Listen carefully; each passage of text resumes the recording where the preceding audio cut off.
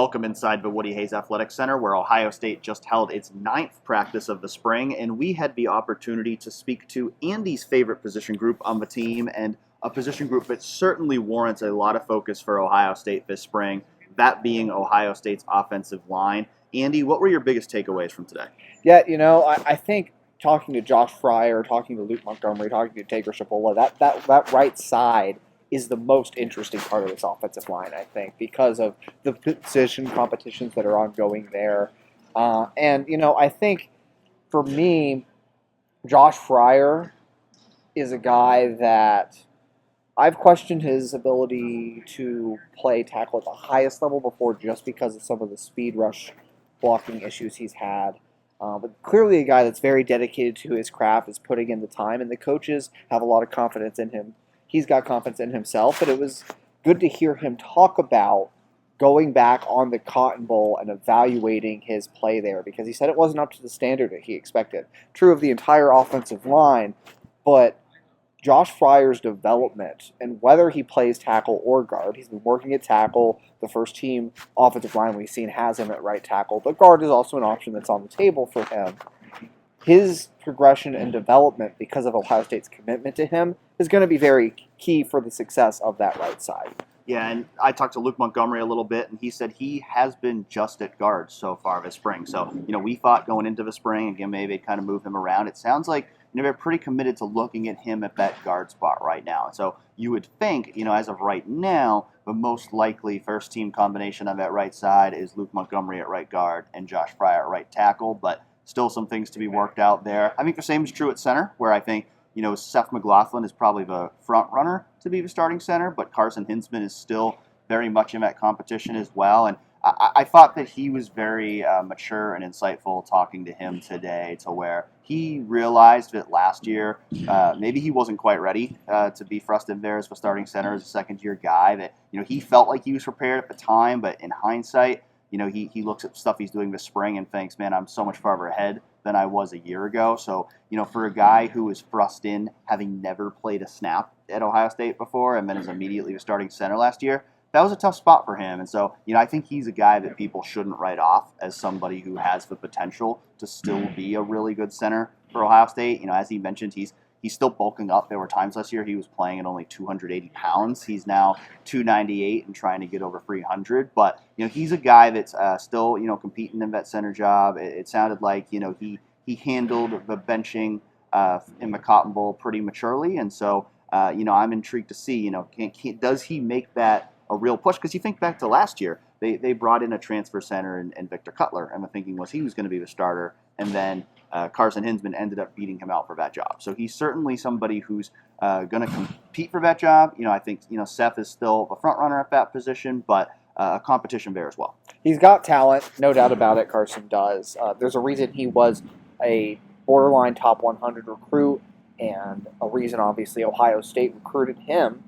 But talking to Seth McLaughlin, I really always appreciate his confidence, his kind of knowledge of the game, where he's trying to take strides this spring, I think, or acclimating to a new offense. And it's been good to see him kind of take up the mantle. He wasn't starting from day one. The first time we saw Ohio State's offensive line in practice, when we got to lay eyes on it, it was Carson Hinsman still at that spot. Seth has now taken over for the first team reps, it seemed like, in Student Appreciation Day practice.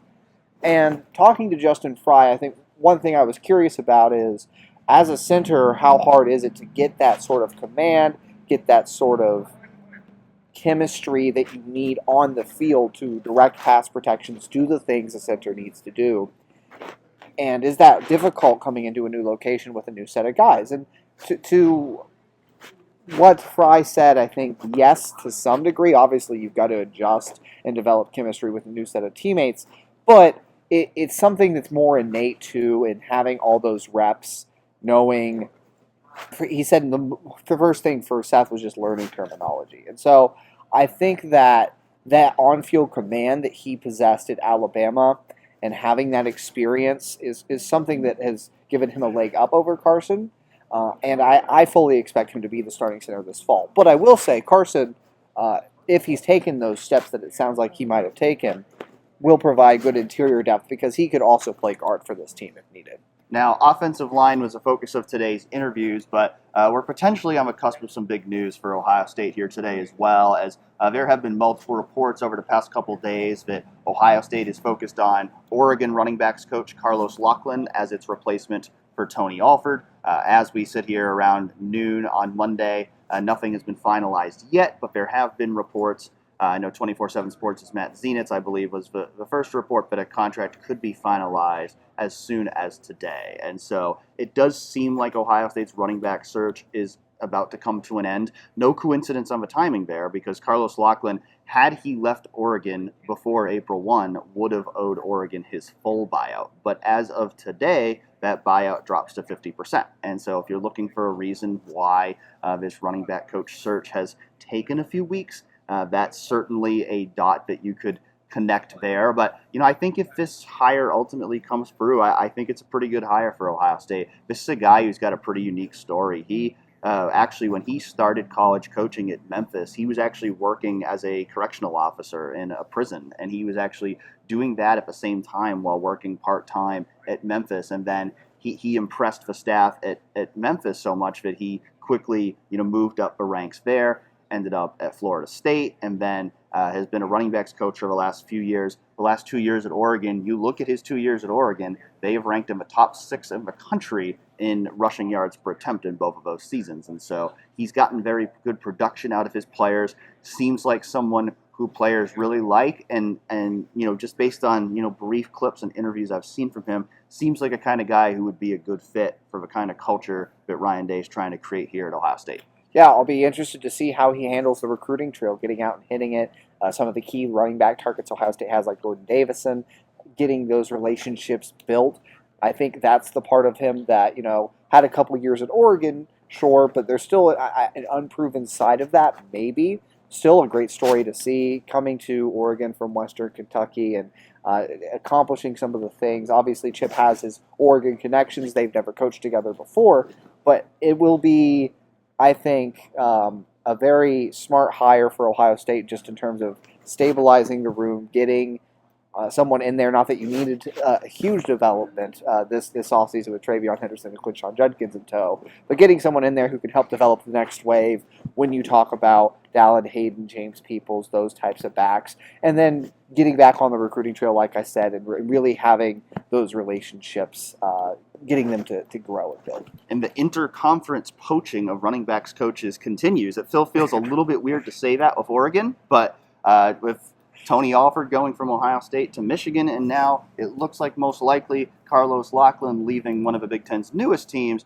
Oregon, for Ohio State. So, if that ends up becoming official, we will have more on that at 11warriors.com, along with plenty of continued coverage of spring practice, as we are now less than 2 weeks away from Ohio State's spring game.